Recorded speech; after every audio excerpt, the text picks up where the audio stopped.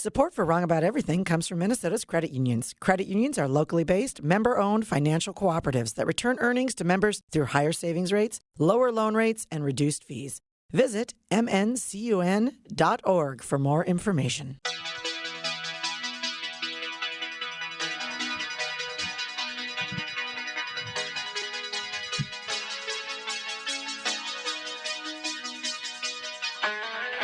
And we are back with another episode of Wrong About Everything. Actually, well, some of us are back. And I am former Republican Senate Majority Leader Amy Koch. I am Democratic strategist and the Puerto Rican heat, Javier Murillo. And we are Wrong About Everything. The Javi and Amy show. It's finally happening, people. It happens occasionally. It's back, back to basics. This is good. We've been kind of on a media tour, you and me. Honestly. So Brian's alive. He's fine. We should preface the Emmy award-winning co-host Brian McDaniel. Yep. Just had a medical appointment he needed to get to, but a non-emergency one. Just a regular one. But a very important one. But an important one we insisted he go to. So we were like, no, just go. Yeah, you just need to go. We got this. Got to take care of the ticker. Yeah, he'll be back next week. But, we had a friend of the program, Commissioner Rebecca Lucero, last week. Got in touch after the show, said, I laughed so hard hearing about my car troubles last week. And I was like, oh, thank you. We were a little sensitive to what is too much about us, not about politics. She said, no, I learned that the most important thing in politics happening is that Brian McDaniel got an Emmy. Yeah. Correct, Commissioner. Yes, that's correct. That's correct. He would love to hear that. Yes, he would love to hear that. Yeah, I hope he never listens to this because it will give his head even bigger. All right. Well, here we are in the beautiful Minnesota Credit Union Network studios. We're so grateful for the credit unions. They do such great work. We bank at a credit union. Why don't you? Yes. Yeah, or we credit union at a credit union. Yeah, we never figured out the verb. Ryan should get back to us on the proper verb. What does one say? What? We need to have him on. Yeah, it's time. It's been a long time since Tranche Master has been on. Our sponsor. And who's our other sponsor? Well, wouldn't you like to know? And actually, we need to have him on too because it always gets a little, I don't know. I feel like we're at CSI or. Last night, we saw a nice prosecutorial evisceration of a witness. We did. I wonder what we could have him weigh in on that. Yeah. Because you know who it is? It's Mike Bryant from Bradshaw Bryant. Yeah. Their entire team of attorneys and staff are dedicated to providing the legal advice you need combined with the service and personal attention you deserve. If you have questions about how they can assist you with a personal injury, wrongful death, or criminal defense matter, do not hesitate to contact them. Consultations are free. Contact them at 1-800-770-7008, or you can just go to minnesotapersonalinjury.com. No snitches. And so we're grateful to our sponsors. You can also, we want to say a big thank you to our producer, Gabe Noah, who I've had several people now, Gabe, say, why doesn't Gabe talk more? Why doesn't he weigh in? And a lot of podcasts. Why are you telling him this? Well, I'm just letting him know. I'm a little on-air production here. Everyone says it to me all the time. Do they? Well, yeah, but they're my fucking people I know. So No. That's people have been saying it to me too. They're like, well, why don't we hear more from Gabe? So I guess with Brian gone, why don't you weigh in with dumb stuff for him?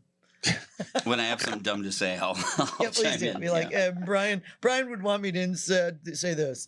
That would be great. You can, Gabe's fantastic producer, and the MBC Studios is his baby. So if you're thinking about starting a podcast or you've got a podcast that needs a next level, you should get a hold of Gabe Noah.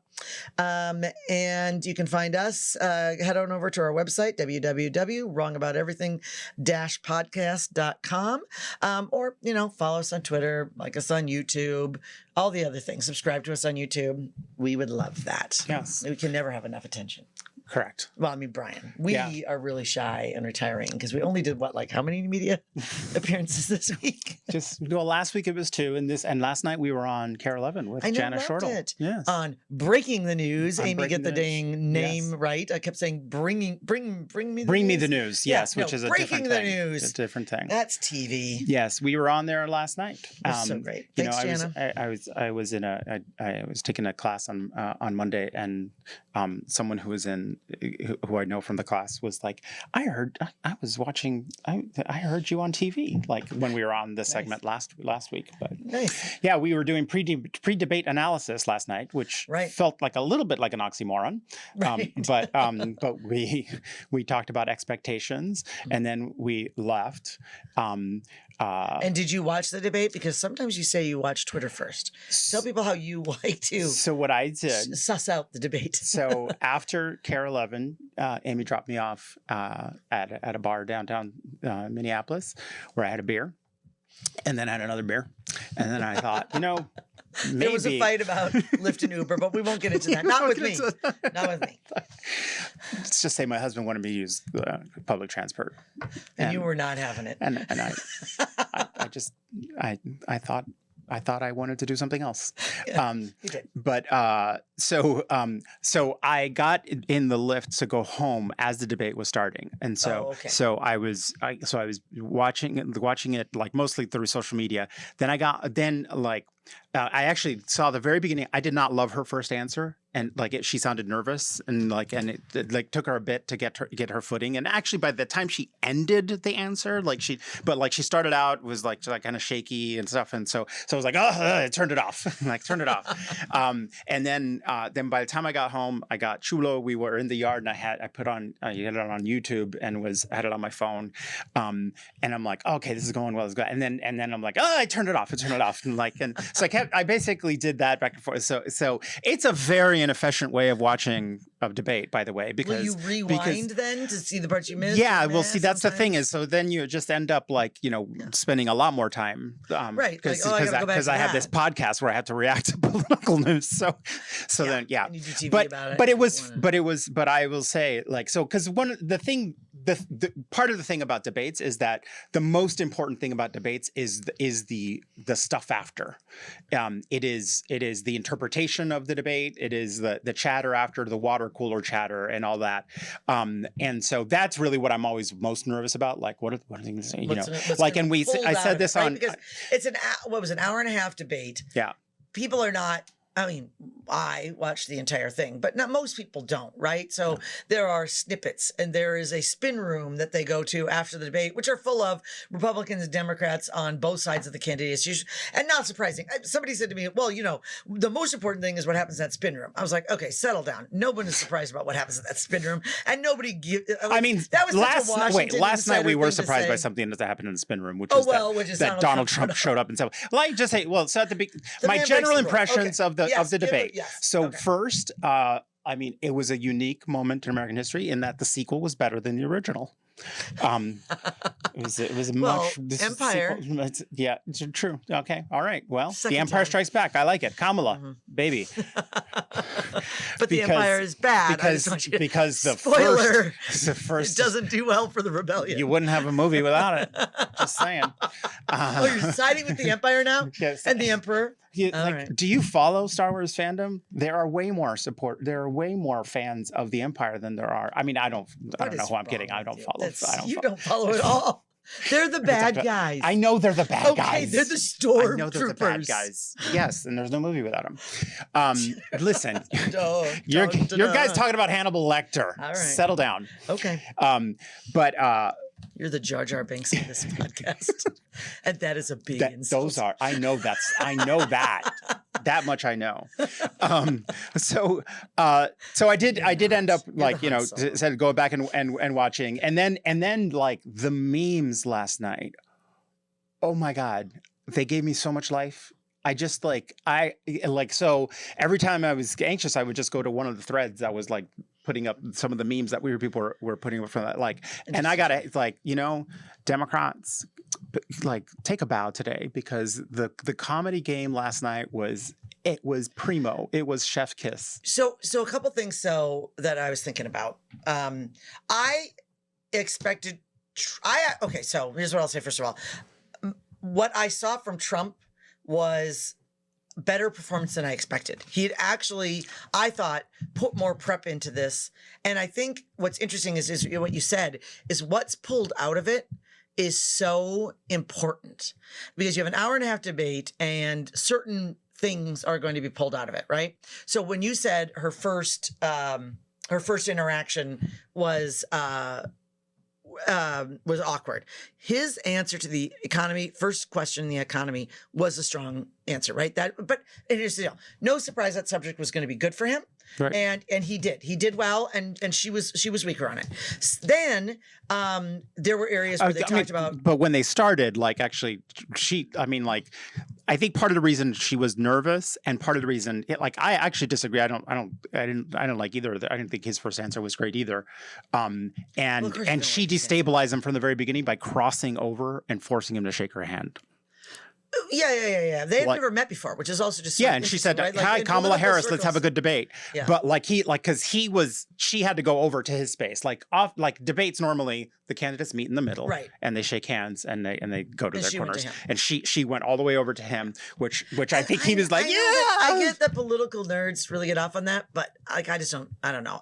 But if it throws him off, which I think she successfully threw him off many times. Here's what I'm saying: on the economy and on foreign policy, his answers were really strong. You cannot like him, but I'm just telling you. I will also say to you that on domestic policy and on like the reproductive rights question about abortion, she of course was strong, right? That's her wheelhouse, and she answered clearly, strongly, and she had the best of that. When it came to the immigration question, and this was what was really interesting, because that should be his bailiwick. That should be his strongest answer, even stronger than the economy. I thought, well, immigration is where he's going to land the plane, right? And so very smartly, she put him off guard almost right away. She distracted him with a comment about his rallies, which was interesting. It was not just a comment. This was a clearly like they planned this. Clearly rehearsed, planned this. but for something rehearsed, very well delivered, because she said, I'm gonna invite you to do. I'm gonna do something unusual. I'm gonna invite you to go to one of his rallies because this is what you'll see. And she described he'll say crazy things, talk about Hannibal Lecter, and people start to leave because they're at a boredom and exhaustion. It's just like knife to his heart. Oh, right? yeah. This and also people that know about this debate prep, it's very carefully prepped. And those zingers that seem like off the cuff, they're not off the cuff. This is all very planned, but it had the desired effect. He started going off about, well, you don't even have rallies because nobody wants to come to your rallies and everybody loves my rallies. He could not resist taking the bait, which took him off of a message that actually should have been his strength. And then, or was it before, that he started talking about Ohio, immigrants in Ohio that were eating dogs and cats. That there was apparently an epidemic in Ohio. No, not apparently. There was not apparently.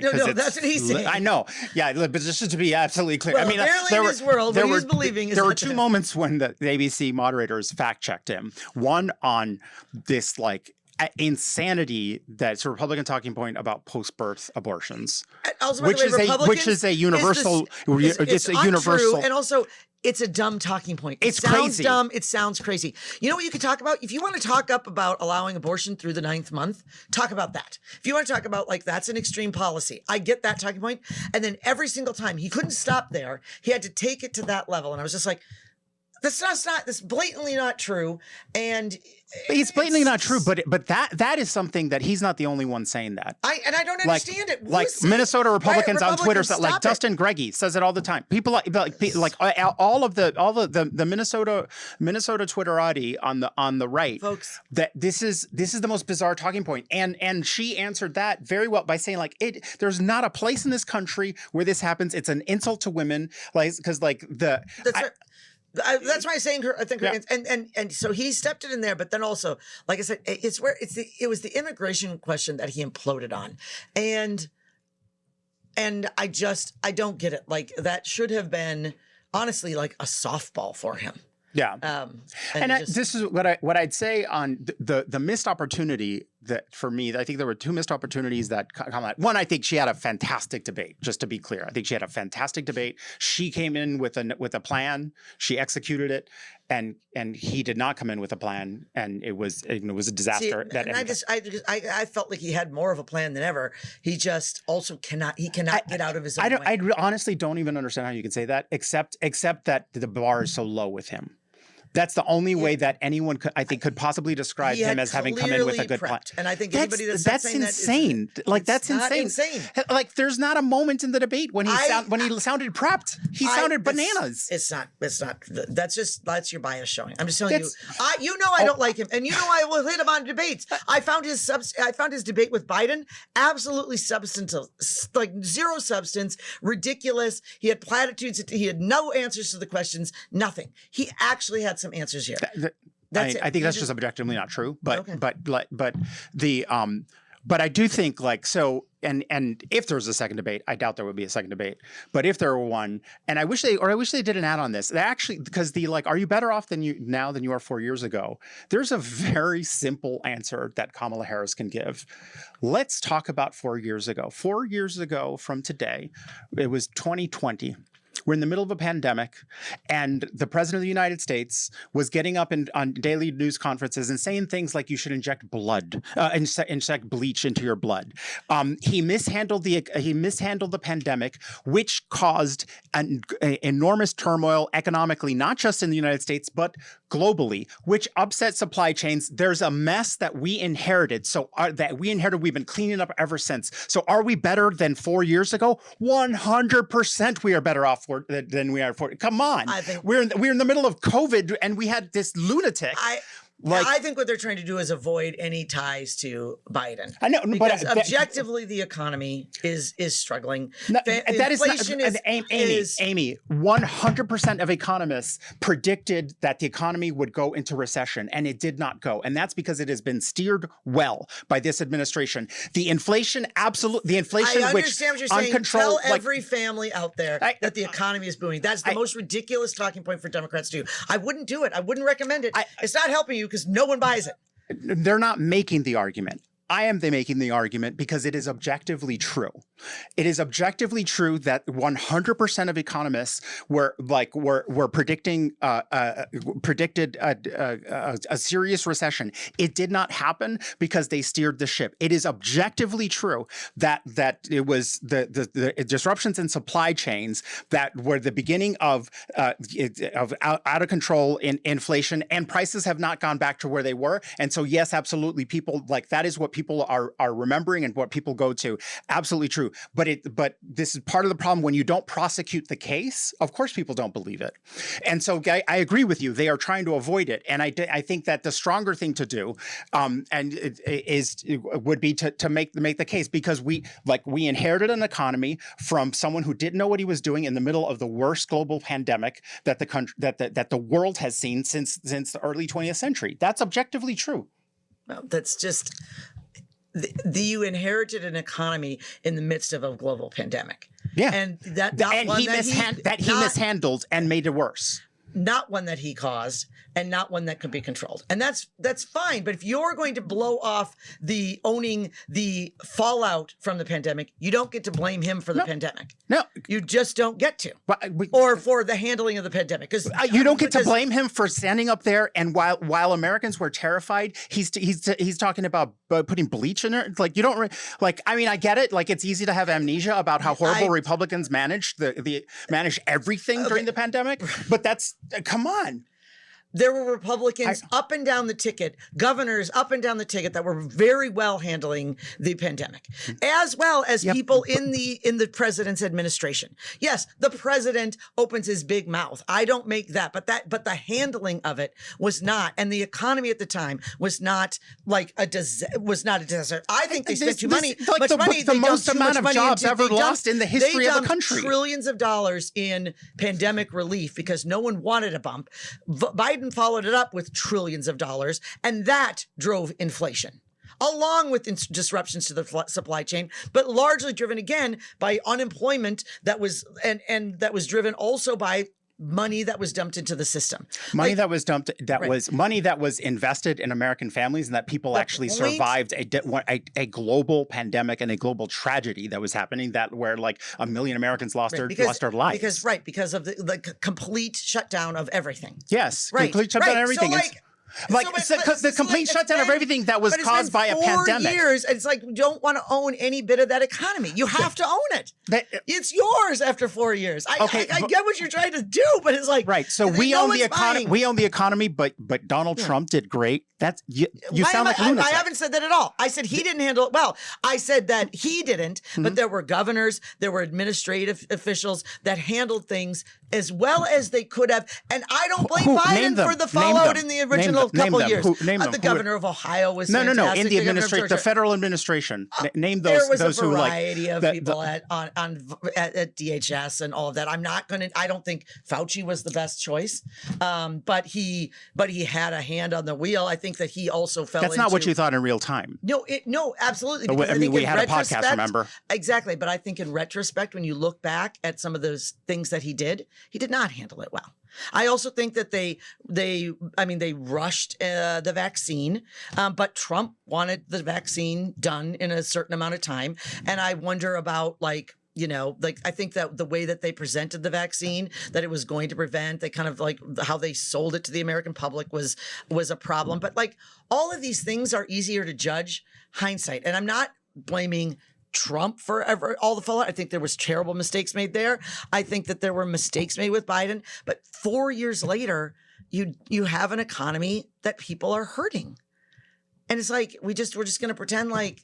Right. That's not so. Or we're going to tell people, no, but really, you should be in recession. So be happy that you're paying $150 to get, one bag of groceries at the grocery store. Well, our listeners can be happy that they're getting a unique perspective on the debate because I've read a lot of the reactions and literally no one says he had a good debate. Well, other than Amy Koch. No, of course. I didn't. I said that he was more prepared. Okay, because the bar is so low. Yeah. The bar is so low. And he was It's not fine. like Be in your space where everything was awesome. I get it. Like the memes are coming out are ridiculous because he gets in his own way. But there are realities to this that I'm just trying to tell you. Like, I get it. You guys are all hype. No, it's all hype for Kamala. It's like you have to be more concrete. She doesn't really stick with people. There's a reason that for some reason in the Democrat primary, she didn't make it very far in. She wasn't raising money and she wasn't like resonating. She didn't show, we don't know anything like her personality. We know very little about her personality. I don't think, and part of that is that she's only been in the race is it a very substance short or time. personality? Which is it that you want? It can be both. It has to be both. People need to know that they can like who she is and to trust her. And unfortunately, she's been thrown into something in without time to do both. But that's going to require more time on the stump. People said 30% of Americans said they don't really know who she is, and I don't know. We learned some last night, but I don't know that we learned a lot. That's fine. I think this is going to be. It's also the polls. You also like after the DNC, after she went into the race, it's like okay, now all the polls have settled out since then, and in most of the battleground states now they're dead even. Trump's up a little, Kamala's up a little, but they've evened out. I'm just saying, like I know that. Yeah. I know that it's like in a country as divided as it is. This is going to be a tough election. We have a good shot now. Yes, you do. Like you had no shot 6 weeks ago. Yes. And now what we have is a candidate who did superbly in her debate last night against a guy who he had one job to do, which is to not remind people of the chaos. And instead that's exactly where, because he went he cannot resist being baited. The other missed opportunity I thought that where I would have hoped that she had when he went off on when he said about January 6th, because this is the thing that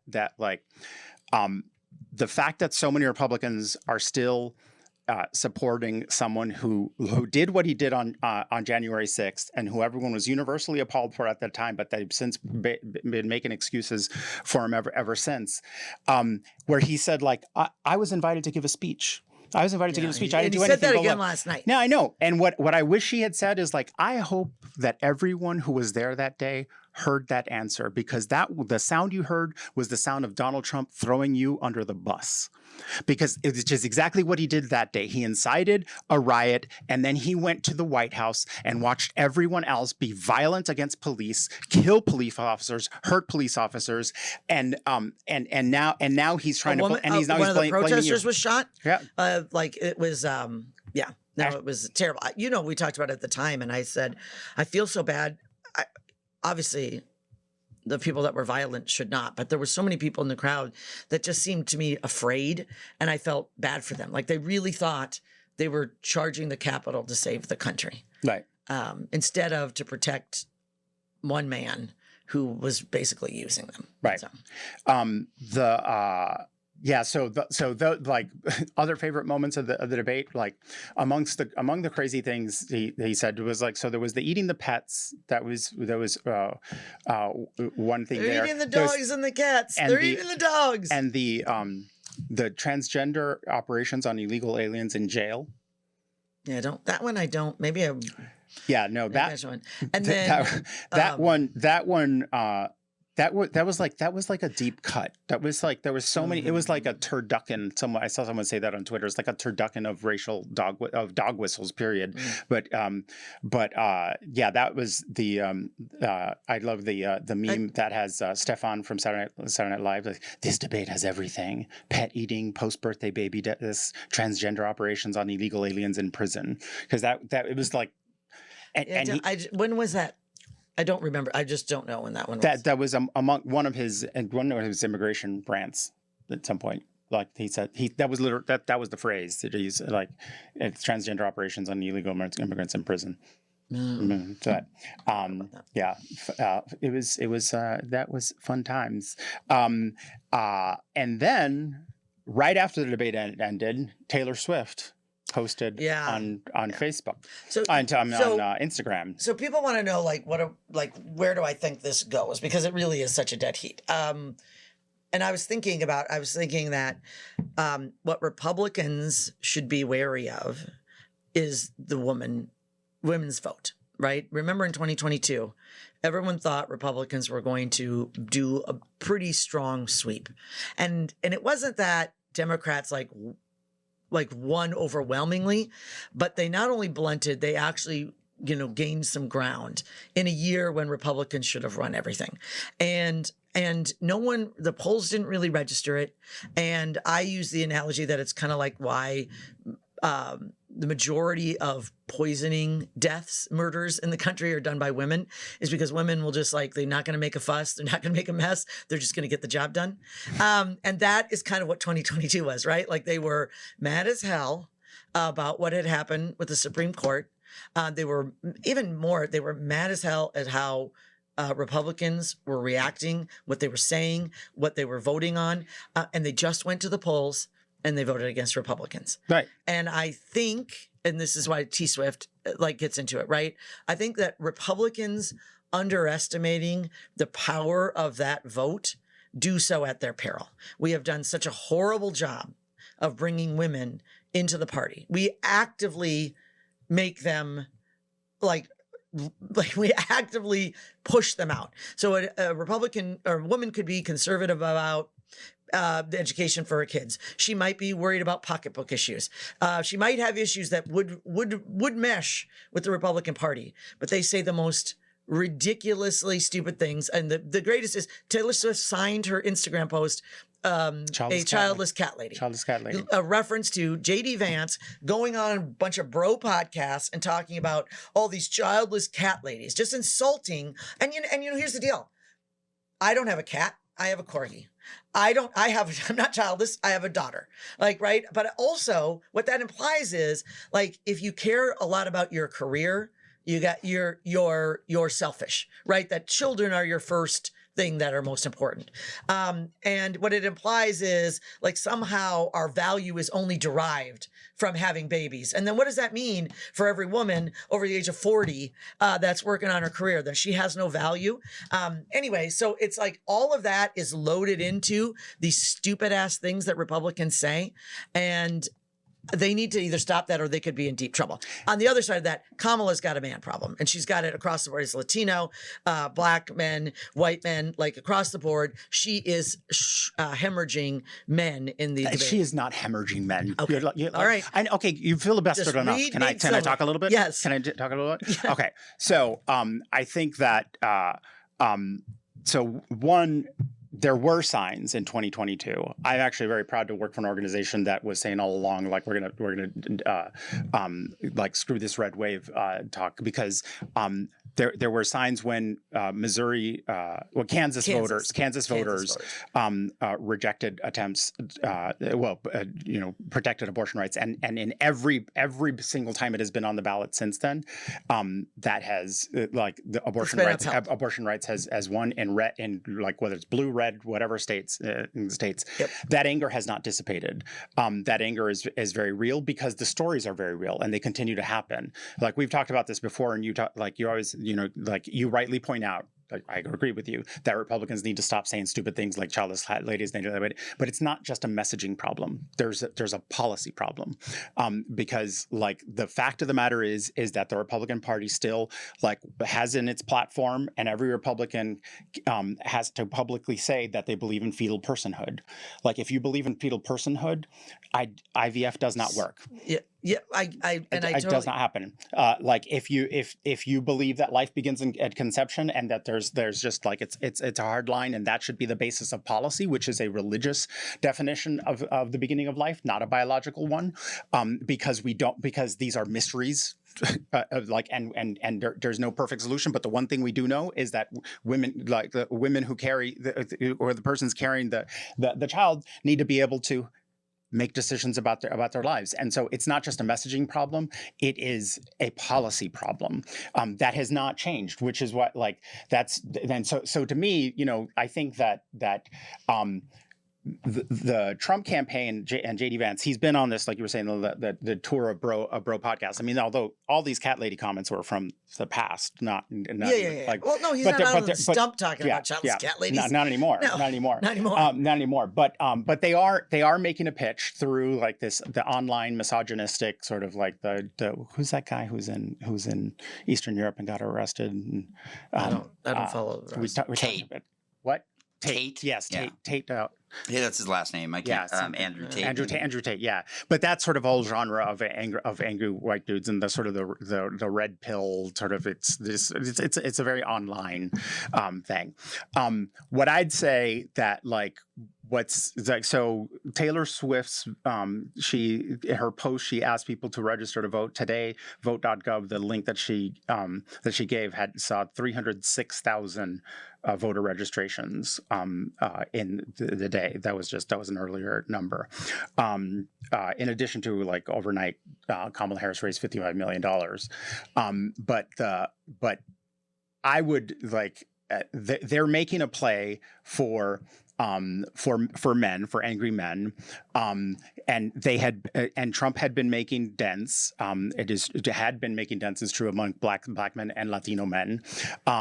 Those dents have stopped and are reversed. As of last night? No, reversed. The case 2 days ago. Yeah,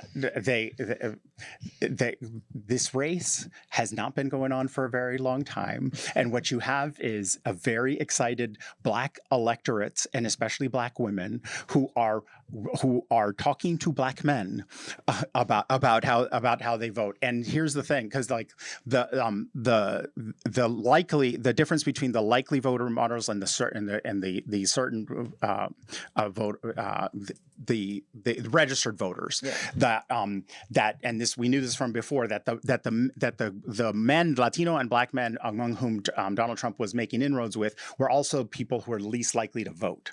They were demographics that were least likely to vote, and so part of the challenge was to inspire and get people excited enough to actually vote. What I feel good about is I will take the women who you in your analogy. What? Your poison analogy, the women who will poison their husbands. I will. I'm saying they will. I'm saying they will get the job done quietly. I know. I'm saying. I agree with you, and I will take that and a Taylor Swift army over a lot of guys who spend a lot of their time online and smoking pot. Which fully endorses an evening activity. Thank you, Governor Walz, for signing the now they're smoking legalization. Pot? Yeah, they went from bros to pot smoking bros. Yeah, okay. yeah. I mean, no, but this is just no, and this is like Elon Musk's reaction to Taylor Swift today was just like, because she called herself childless. He said, "I'll give you a child. I'll give you," like, so just such a disgusting, misogynistic, like, basic, like, I'll get you pregnant, and that, like, I will take the gender split, that as it currently goes. I'd put money on women over angry dudes. Now that you just make them angry, I think that when you make them angry, that's assigning and dismissing of them, and that I don't think is a wise thing to do. I think it would be the same as men saying, "Oh, these Swifties," and belittling that. And I would urge caution on both sides for doing that. When you dismiss a huge swath of the electorate I'm just describing that. Like, have you listened to these incel podcasts? Like, have you listened to any of these guys? That's not all the people that are involved in that. There's a lot of just like blue collar working dudes that have seen themselves being left out of the American dream. That's what I'm saying. And I think you dismiss them when you like lump them in with whatever that guy's name is that went to Europe. Yeah, do it. No, so like some of the other ones are like, right. It's like the kind of guys who also were being paid $500,000 by Russia to do a couple videos. It's only those guys. Then there's nothing to be concerned about. It's not. I'm not saying it's only those guys. You're lumping them all together, and I think that's a mistake. It's like saying, you have like, I don't know. They are a demographic the same way that Taylor Swift's fans are a demographic. Right, it's just like, and I would woe to the person that dismisses either of them. And so like the fact of their misogyny, this is not like that's just a descriptor of how they are. This is like, so every blue collar dude. No, not every blue collar. I'm talking specifically about the podcast that they go on, and the audiences of that podcast that go on to listen to misogynistic shit. That's okay. I'm just saying, like, that isn't the only people that are voting for Trump. That's not only white nationalists. Oh my God, Amy, why are you being so dense? I'm talking about a specific demographic that they are targeting. That they are targeting through these podcasts that he goes on. That's where it is popular to say things like childless cat ladies. Right. That is the like so while so many thousands and like millions of American women have been rebelling against policymakers who don't know who are telling them what to do with their bodies. And meanwhile they know stories, they know friends, they know people in other states like where women are bleeding out in their cars because doctors are afraid to treat them. And I agree that is a demographic. Can I finish my sentence? Actually, no, because you're dismissing. You're comparing the bros. I'm not talking about the bros on the podcast. I'm talking about the men that she's losing in the polling, and that's real. And it's not just bros on podcasts. It wouldn't reflect. There's numbers are too large for that. And you want to like. I agree with the women that you're saying that they should not dismiss, and you're just saying, well, it's just bros on podcasts, so I'll put them against. I am not saying it's just bros on podcasts. Okay. What I am saying is that they are targeting low propensity voters and the way they are doing it is by going on media that is principally men talking to men and men talking to men in misogynistic ways. That is just factually correct. That is what Steve Bannon is doing. That's what they expanded the electorate in 2016 by getting a lot more like white working class voters, white poor people to vote who had just been checked out of elections. And they did a brilliant job at that. That's why the polling was off then. And how the polling was off in 2022 was not detecting a lot of anger from a lot of women, especially like suburban women, about where the policy direction of that Republicans have gone on. And so I'm just saying I like our demographic odds better than yours. Okay. That's all. Okay. That's all. Okay. Well, then we're not really disagreeing all that much. Yeah. Well, you're being very ornery about it. Well, because I feel like you're being dismissive about it, and I'm not being dismissive. I'm saying yes and yes.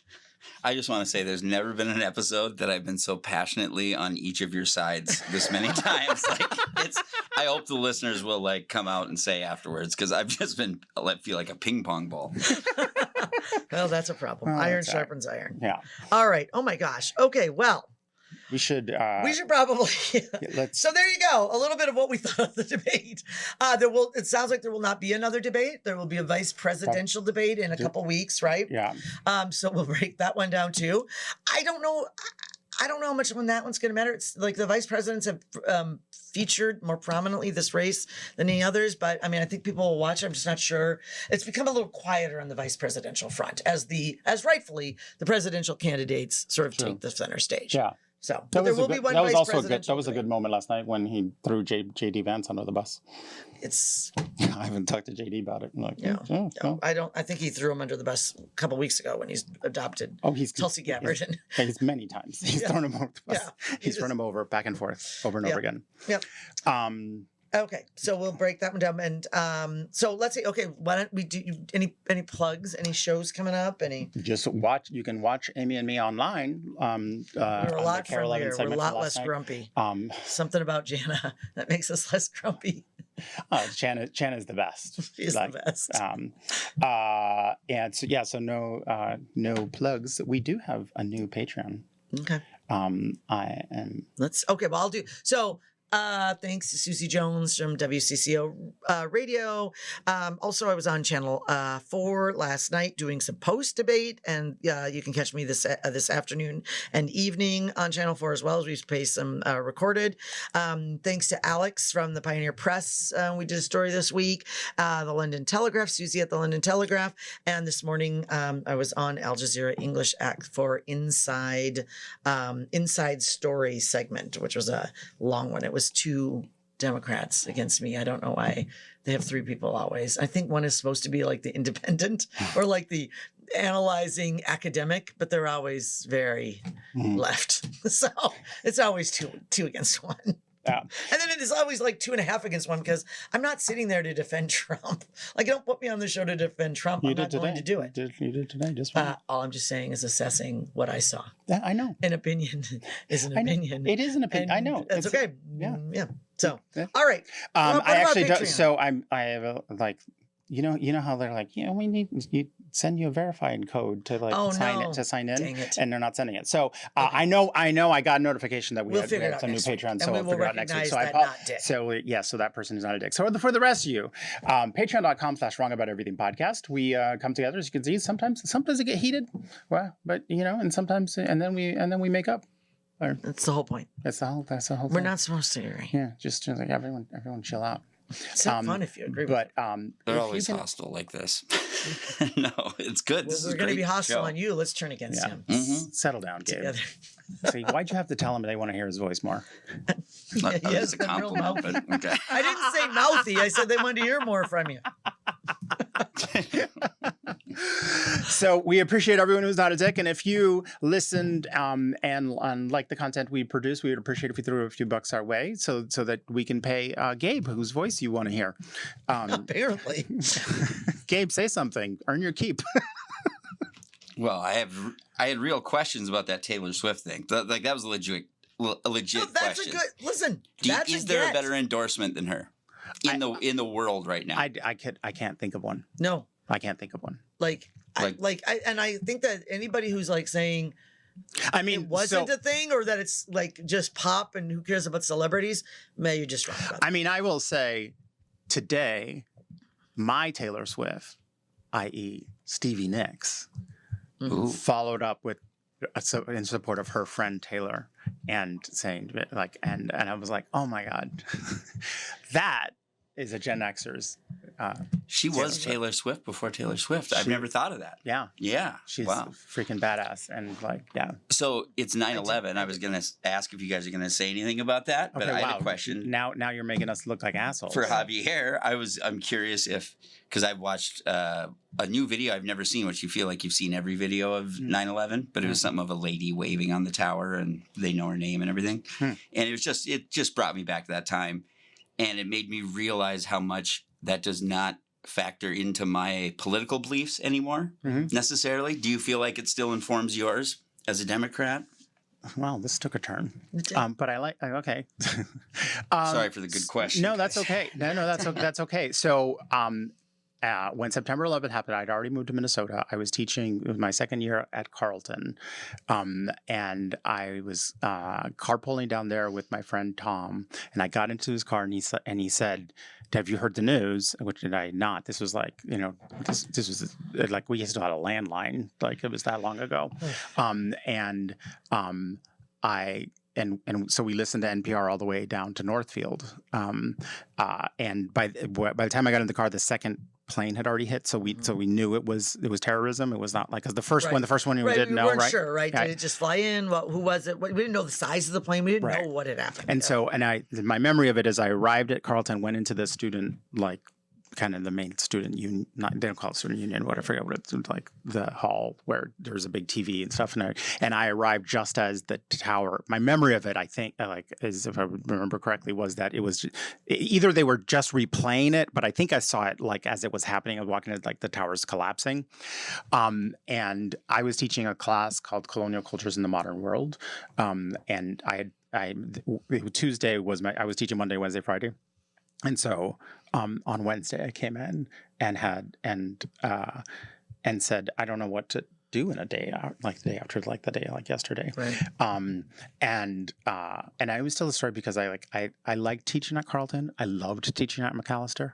Like the students were just very interested in the world at McAllister. And I remember I did I would always do midterm evaluations to see, how's the class going? Like, and someone in my midterm evaluation that year complained that I didn't teach on the day after 9/11, which I literally, and I also literally I brought in all newspapers. I was teaching a class called Colonial Cultures in the Modern World. It's about how colonialism made the modern world, and it's like all these global it's the creation of like all the global forces that like end up in the Middle East carved up the way it is. Like I think I knew because they were anonymous or whatever. It was like, but it's funny because it was only one student, but it stayed with me forever. Yeah. But it did mark. It was a marker for me in at the beginning of a process that ended with like the teaching at McAllister the next year after Senator Wellstone plane went down, and John and I were planning a fundraiser, which we'd never done before because he was the only incumbent running for re-election who voted against the Iraq War resolution.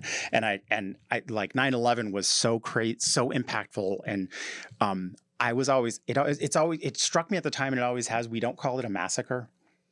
That's like, and a massacre is like in human history referred to like massacres of innocents, massacres of civilians. It's what it was. And I think like, if we viewed it through that lens, we might align what happened that day to other massacres in the world, in global history. Instead, what happened was like we went. Remember, it was like how is to be patriotic was to shop. Remember when George W. said that, and then 2 years later, and then we were heading to war with not the country that.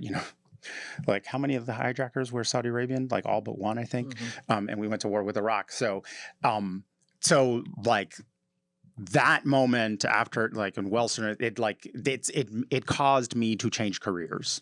Like that's when I became an organizer. It's like, so it's very like, I feel very much generationally like impacted both by September 11th and the war in Iraq. It is so weird to me when the first time when I think about how old some of the adults I know are, how old they were, and some of them were born or just they were babies. How because it's 23 years old, right? So, so no, it had a profound impact on my life, and I think the choices that we made as a country,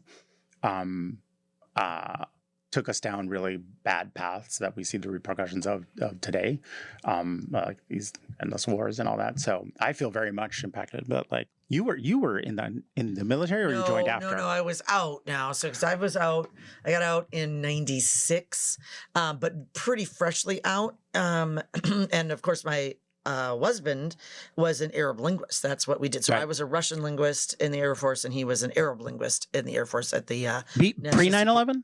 He was a Russian linguist pre-9/11? Oh no, I'm sorry. I was Russian. He was Arabic. Right. He was Oh pre-9/11. yes. Okay. Oh yes. Yeah. And so, and we worked at the National Security Agency. So, what I remember personally, we looked at. The FBI was looking for Arab linguists, so he had applied, but the process took so long. And in the end, he got a different job. Then we were going to move to Georgia. And so, sorry, in honor of Brian, I just want to mention that I heard he was very cunning in that position too. Very cunning linguist. Oh, okay. Oh, Jesus Christ. Yeah. That was it for Brian. Okay, Thank you. Okay, you. Yeah, First of all, you come on the air. Yeah. We invite you on the air. You come on the air. You ask a good question. It took us for a left turn because we were about to close the show, Yeah. but it's a good question. And then as you go down that path, and we're this is, in I a think, deep nice way moment. to close the show. Yeah, it's a nice way to close the We show. won't even do Spanx and Yeah, things. because We're I just was gonna do this. super annoyed with Amy, But and I then was you like, come in I with was feeling that. low, and now Talking about something so serious. Which makes it seem like a perfect Brian tribute, does it no, not? I mean he's not dead. Yeah, and knock on wood. But also, I mean, yeah, thank you. We can both focus our ire at Yes, you we because were we were linguists. sitting here bonding about our experience of 9/11, and then you come in with a. There's no way he would have not said a cunning linguist joke in that situation. There's no way. Maybe my timing was bad, but it's hard when I'm on the Can road. you let Amy finish? Anyway, Yes. Anyway, so it impacted us personally, and we were very closely removed from our time in the military, dealing with very specifically these things, Right. both in intelligence. And so that was difficult.